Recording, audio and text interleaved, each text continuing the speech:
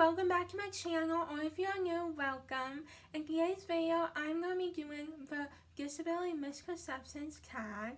I'm going to be talking about misconceptions about cerebral palsy, so let's begin. The first question is, what is your disability and how does it impact you? So I have cerebral palsy. I specifically have right hemiparesia. It impacts me mostly in my right arm. My right arm is the weakest, so I mostly use it as an assist, but I try my best to use it as much as possible. In terms of my leg, I used to wear like leg braces, and I actually still have one, but I don't wear it that often because I don't really need it in order to walk.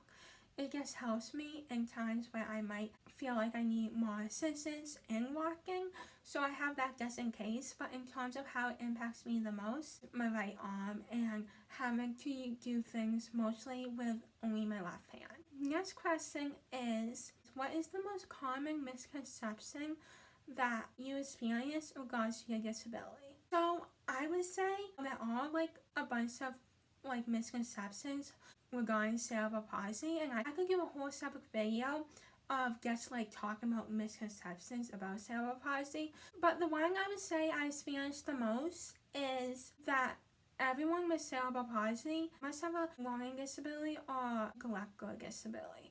They must struggle with learning. That misconception frustrates me so much because it's not true. There's so many people with cerebral palsy who are so smart. Yes, it's different for everyone with cerebral palsy. Even for me, like, there was some subjects in school where, I struggle a little bit with learning. That didn't mean I wasn't intelligent, because I am very intelligent. I experienced a lot, especially throughout school, that misconception. And I'll tell you one experience in one of my classes back in high school. I had a teacher who assumed I couldn't calculate my exam score. Meanwhile, at the time, I was in AP Calculus, and that was very frustrating. She went up to the student next to me and in front of me asked the student to help me calculate my exam score. Meanwhile, I knew I didn't need help at all. That was an experience that frustrates me. And looking back, it was more than anything I stood up for myself in that moment, but I was just so shocked and couldn't believe that she thought I couldn't calculate my exam score, that I didn't stand up for myself. Later on, she did find out that I was in AP Calculus and math was my strongest subject. Well, after that situation happened and she found out, I'm amazing at math, she did start treating me like I was anyone else, and I was happy about that. But at the same time, I'm like, she should have treated me like I was anyone else from the beginning. And I hope that experience taught her a lesson to not judge someone before you get to know them, and to ask first before assuming they automatically need help with something. Not like I was mad at this teacher, because I knew she did this, not because she was mean, but because, she didn't have much experience with people like me who have cerebral palsy, or maybe just disability in general. I'm not sure, but that's why she did that. That is just like one experience I dealt with in school in regards to like my intelligence because I have cerebral palsy, but that is definitely the one I got most throughout growing up, especially in school. So next question is, which misconceptions annoys you the most? So the one I just talked about, everyone with cerebral palsy must have a learning disability, must have an intellectual disability. That annoys me so much.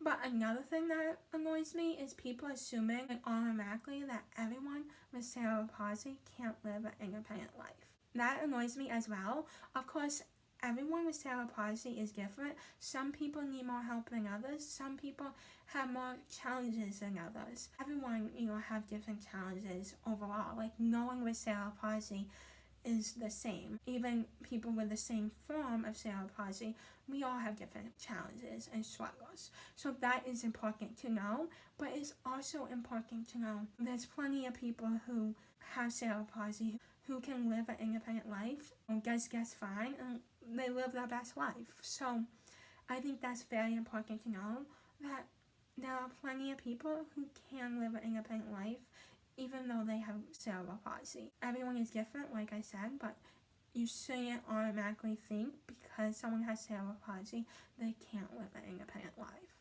because that is not true. Cerebral palsy is a spectrum and it affects people in different ways. Next question is, do you do anything to combat these misconceptions? One of the biggest reasons why I made my YouTube channel is to help spread awareness about my cerebral palsy, is to share my experience living with cerebral palsy. So hopefully those who are watching realize, I'm not that much different than anyone else. And those who might be watching who have a disability can realize, they're not alone. And to educate those who might be ignorant and who might have misconceptions about cerebral palsy or disability in general. That is one thing I'm doing to combat these misconceptions, is my YouTube channel, but also using my voice as someone with a disability. That is something I know I can do, and other people with disabilities, they can use their voice as well. So I try to do that, in my everyday life as well, because I know as someone with a disability, it is important for me to use my voice. Because if I don't use my voice, if people around the world who have disabilities don't use their voices, then it is going to be hard for things to change in society in terms of disability. So I think it is important to know, most times I don't even think about the fact I only can use one hand. For me, only being able to use my left hand and my right hand as an assist is my normal. Usually the times when I am reminded that, I am different, that I can't use two hands, is when society reminds me that I can't. So the last question in this tag is, what more do you think should be done to combat these misconceptions about your disability in terms of society? One thing is more replication in the media and entertainment, on TV, in movies. I don't know if you ever heard of the show Speakless, but they did a great job in bringing awareness about cerebral palsy. The show was about a family who the oldest son has cerebral palsy, and the actor who played the character actually has CP in real life. So that was also something special about this show.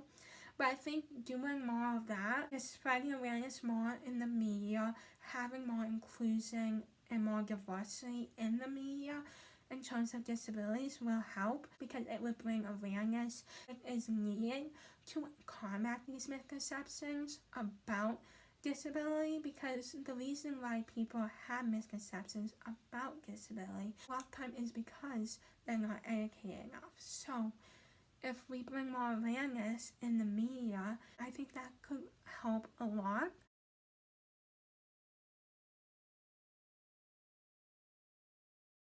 And also, using our voices, you can make more difference than you might think. You might think, I'm only one person, but trust me, if you use your voice, you can make a difference. If you don't, and if no one does, it's going to be hard for society to change in a positive way for people with disabilities. So that is the tag. If you like this video, give it a thumbs up. And if you haven't already, subscribe to my channel. I post every Monday and Friday. I hope you have an amazing day, and I'll see you in my next video. Bye.